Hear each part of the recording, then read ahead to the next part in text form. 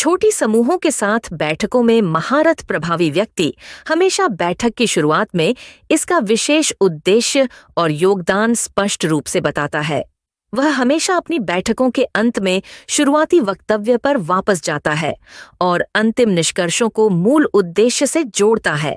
Peter Drucker, आपकी छोटी बैठकों में अच्छा और प्रभावशाली बोलने की क्षमता आपके जीवन और करियर पर असाधारण प्रभाव डाल सकती है। व्यवसाय में दूसरे लोग लगातार आपका मूल्यांकन और आकलन करते हैं। वे जानबूझकर और अनजाने में आपकी व्यक्तित्व, क्षमता, दक्षता और आत्मविश्वास के स्तर के बारे में अपनी राय को सुधारते या बिगाड़ते हैं। इस कारण से आपको व्यापार बैठकों को अपने करियर में महत्वपूर्ण घटनाओं के रूप में देखना चाहिए। आप 2 या अधिक लोगों के साथ एक बैठक को संयोग पर नहीं छोड़ सकते, विशेष रूप से तब जब प्रबंधन का 50% समय किसी न किसी प्रकार की बैठकों में बिताया जाता है और अधिकांश लोग महसूस करते हैं कि इस समय का 50% खराब योजना और संगठन के कारण बर्बाद हो जाता है। पीटर ड्रकर ने एक बार लिखा था, बैठक कार्यकारी का एक आवश्यक उपकरण है। एक कार्यकारी किसी ऐसे व्यक्ति के रूप में परिभाषित किया जाता है जो परिणामों के लिए जिम्मेदार होता है। इस परिभाषा के अनुसार व्यावहारिक रूप से हर कोई किसी न किसी प्रकार का कार्यकारी होता है, जिसमें आप भी शामिल हैं। छोटे समूहों की बैठकें महत्वपूर्ण होती हैं। आपकी कई प्रस्तुतियां और बोलने के अवसर छोटे समूहों के साथ होंगे, कभी-कभी 1 या 2 अन्य लोगों के साथ। इन बैठकों को ठीक उसी तरह जैसे बड़ी बातचीत या प्रस्तुति ध्यानपूर्वक तैयार और योजना बनाई जानी चाहिए।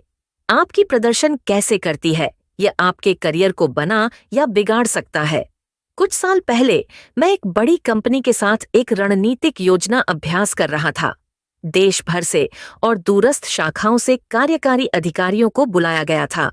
बैठक में मुख्य कार्यालय के कई कार्यकारी अधिकारी स्पष्ट रूप से अलग और रणनीतिक योजना सत्र के प्रति उदासीन थे, लेकिन दूरस्थ शाखाओं के 2 युवा कार्यकारी अधिकारी हर सवाल के दौरान पूरी तरह से तैयार और सक्रिय प्रतिभागी थे। एक ब्रेक के दौरान मैं कंपनी के अध्यक्ष के साथ बैठक की प्रगति के बारे में चर्चा कर रहा था। उन्होंने मुझसे कहा, क्या आपने देखा कि उन 2 लोगों के योगदान इस बैठक के लिए कितने महत्वपूर्ण रहे हैं? यह स्पष्ट था कि ये 2 कार्यकारी अधिकारी अन्य सभी से अधिक तैयार और शामिल थे। वे स्पष्ट रूप से प्रभावित हुए थे। लगभग 1 महीने बाद स्थानीय समाचार पत्र के व्यावसायिक अनुभाग में एक घोषणा थी कि इन दोनों कार्यकारी अधिकारियों को उपाध्यक्ष पद पर पदोन्नत किया गया था। कुछ साल बाद उनमें से एक कार्यकारी अधिकारी $1 अरब की कंपनी का अध्यक्ष बन गया।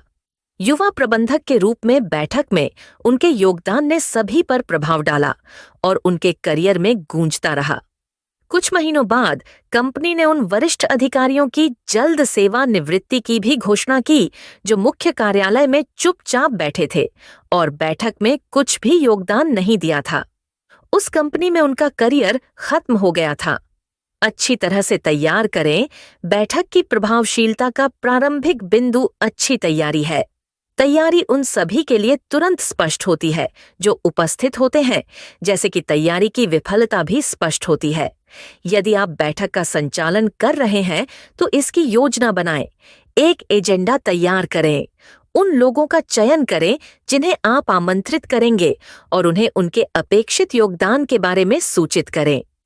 बैठक का आयोजन ऐसे करें जैसे कि यह आपके व्यावसायिक जीवन का एक महत्वपूर्ण हिस्सा है, क्योंकि यह है। यदि आप एक बैठक में प्रतिभागी हैं तो अपनी भागीदारी की योजना बनाएं। बैठक का उद्देश्य जानें और फिर सुनिश्चित करें कि आपके पास योगदान देने के लिए कुछ है। कई लोग जो व्यवसाय बैठकों में भाग लेते हैं वे चुपचाप बैठे रहते हैं जबकि बैठक चलती रहती है। लेकिन दुर्भाग्य से जो लोग बैठक में कुछ नहीं कहते हैं उन्हें माना जाता है कि उनके पास कहने के लिए कुछ नहीं है। यह वह संदेश नहीं है जिसे आप देना चाहते हैं। बैठक में बैठने की महत्वता पर विचार करें। बैठक में जल्दी पहुंचे ताकि आप अपनी सीट को ध्यान से चुन सकें। यदि यह आपकी बैठक है तो अपनी पीठ को दीवार के खिलाफ रखते हुए बैठें, प्रवेश द्वार की ओर देखते हुए, ताकि आपको कमरे की दृश्य कमान हो और आप हर किसी को प्रवेश और बाहर जाते देख सकें।